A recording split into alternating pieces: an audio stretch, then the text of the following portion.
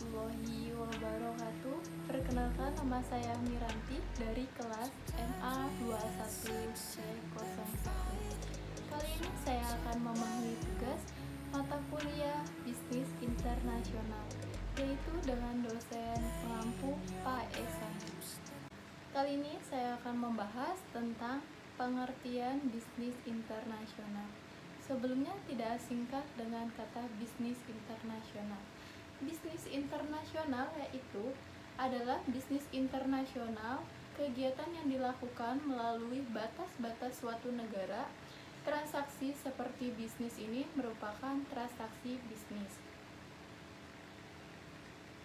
Di pihak lain, transaksi bisnis itu dilakukan oleh perusahaan dalam bentuk negara dengan perusahaan lain atau individu di negara lain, disebut pemasaran internasional atau international marketing. Selain itu, ada manfaat bisnis internasional. Perdagangan merupakan salah satu faktor untuk meningkatkan perekonomian suatu negara, termasuk di dalamnya adalah bisnis internasional.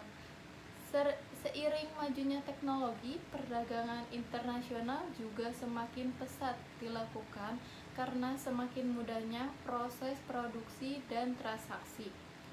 Adapun tujuan perdagangan internasional sendiri adalah untuk memenuhi segala kebutuhan dalam negeri, di mana di dalam negeri itu sendiri kebutuhan tersebut belum bisa terpenuhi karena adanya keterbatasan. Selanjutnya ada manfaat bagi perusahaan. Pengembangan menjadi bisnis internasional biasanya bertujuan untuk menjamin kelangsungan hidup perusahaan. Bisnis internasional dapat bermanfaat untuk memperluas pasar bagi seluruh perusahaan. Hal ini disebut produksi barang yang bisa dilakukan secara lebih efisien tanpa takut lagi jumlah hasil produksinya melebihi batas. Yang kedua, manfaat bagi negara. Selain pengembangan pasar dan memperpanjang umur perusahaan, bisnis internasional juga dapat berperan untuk membangun perekonomian negara. Bisnis internasional adalah pelaku perdagangan internasional. Oleh karena itu, bisnis yang terlibat dalam perdagangan internasional menjadi aspek penting dalam perekonomian suatu negara. Sementara itu, perdagangan internasional adalah aktivitas yang penting bagi pertumbuhan perekonomian negara.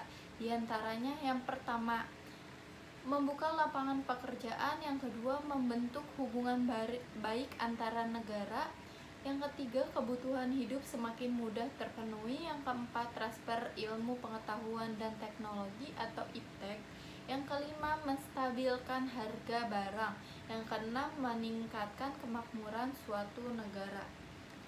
Di sini ada cara memasuki pasar global. Dibanding pasar domestik, pasar luar negeri tentunya menawarkan pasar yang jauh lebih besar. Maka dari itu, satu tujuan perusahaan terjun ke bisnis internasional adalah untuk memperluas pasar, mendapat keuntungannya lebih besar, dan memperpanjang umur bisnis.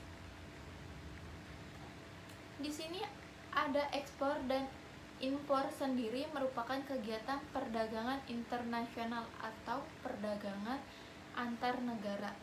Yang pertama, ekspor.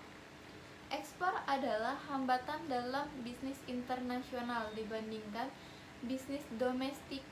Bisnis internasional yaitu memiliki lebih banyak hambatan yang memasuki pasar luar negeri lain, seperti berbagai penting sendiri yang seiring mempersulit terlaksananya transaksi bisnis internasional.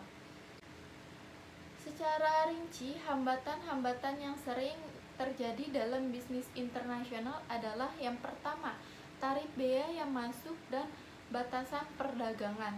Yang kedua, perbedaan bahasa dan kultural. Yang ketiga, kondisi politik dan hukum undang-undang. Yang keempat, hambatan dan berkaitan dengan operasional. Selanjutnya, tujuan dan manfaat ekspor. Yang pertama, mengendalikan harga produk. Yang kedua, menumbuhkan industri dalam negeri. Yang ketiga, menambahkan devisa negara. Yang keempat, memperbanyak lapangan kerjaan. Yang pertama yaitu mengendalikan harga produk. Suatu negara yang melakukan kegiatan ekspor mampu memanfaatkan overkapasitas suatu produk. Dengan begitu, negara tersebut dinilai mampu mengendalikan harga produk ekspor yang terjadi di negaranya. Yang kedua, menimbulkan industri dalam negeri. Suatu aktivitas atau kejadian perdagangan dalam ruang lingkup internasional yang dilakukan untuk memberikan rangsangan atas permintaan dari dalam negeri disebut ekspor. Yang keempat, menambah devisa negara. Nilai kekayaan yang dimiliki suatu negara dalam bentuk mata uang asing disebut devisa. Untuk perkembangan ekonomi suatu negara, aktivitas atau kegiatan ekspor akan menambahkan dampak yang positif. Yang keempat, memperbanyak lapangan pekerjaan. Kegiatan ekspor secara tidak langsung akan menghadirkan lapangan pekerjaan baru. Dengan begitu, kegiatan ekspor juga turut menekankan angka pengangguran.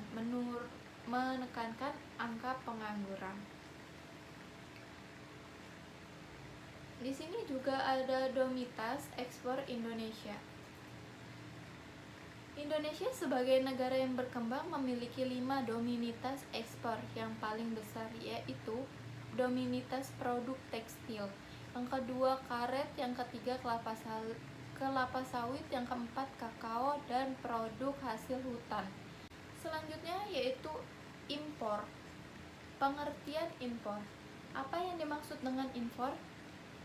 Impor adalah suatu aktivitas kegiatan memasarkan produk barang dari daerah pabean atau memiliki suatu produk barang dari negara lain untuk memenuhi kebutuhan dasar dalam negeri disebut impor.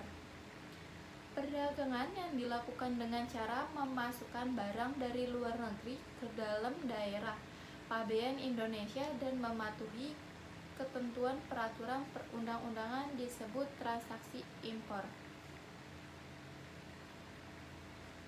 Selanjutnya di sini ada komoditi ekspor dan impor. Suatu barang jasa yang mampu memenuhi kebutuhan pembeli disebut sebagai komoditi yang akan diekspor pada suatu negara tertentu memiliki keunggulannya sendiri.